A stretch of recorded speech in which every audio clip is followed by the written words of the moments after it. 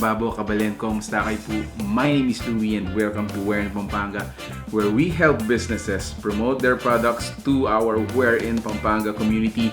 For today's vlog, we would like to thank the Brownie Project for sending us amazing batch of goodies and sweets. We're gonna introduce them to you one by one, and then after that, we're gonna taste them one by one as well. First to introduce, guys, is yung kanilang Portuguese egg tarts.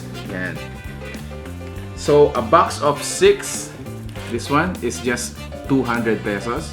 Great for, special gift. So, next to introduce yung Craquelin cream puff. So, we have 2 boxes. Yung first box natin has 3 flavors, which is ube, vanilla, and cookies and cream. So, this one is just 260 pesos. Yung next box natin has a red velvet flavor, a vanilla, and a cookies and cream. Ito naman, guys, ay 280 pesos. Next to introduce is the Chewy Brownies. This box of 10 is just 140 pesos. Yan. In the middle of our table, we have the cinnamon sticky buns. This box has 12 rolls. It's just 300 pesos. Look at those nuts, no?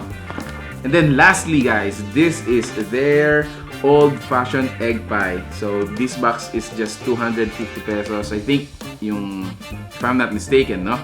The diameter is like 10 inches. Anyway, so let's taste them one by one. This is what I like about my job. Let me taste first itong Portuguese egg tarts. Wow, that is so crisp. Ooh, wow. Ooh, wow. It's not too sweet. Yung bread layer niya, guys, is so crisp. And then, yung filling niya, which is the egg tart, hindi tinipid. Now for the Craquelin cream puffs. Let me see. I think I'm gonna go for the red velvet. So this is how it looks like. Para siyang, it's like a sandwich filled with cream, and then yung flavor niya on top is red velvet, no? Oh, wow. Cream cheese. Pinaka-base bread ng cream puffs are the same. What it differs is, pinaka-top coat nila has different flavors. So, meron nga tayong, this is red velvet, you have ube, you have vanilla, and cookies and cream. I'm gonna taste lastly yung kanilang cinnamon sticky buns, which I prefer because I love cinnamon bread. Isa sa mga favorite ko yan is cinnamon bread. And luckily, it is available kay the Brownie Project. So, check that out. Wow!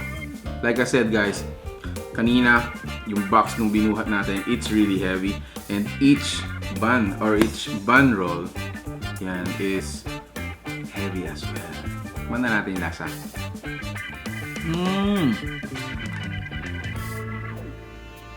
Wow. One more bite.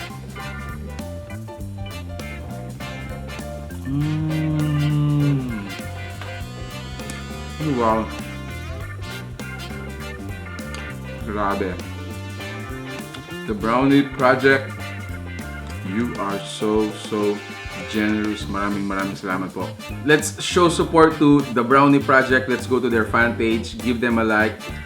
Let's like as well yung mga posts na gusto rin natin, no? Oh, detox.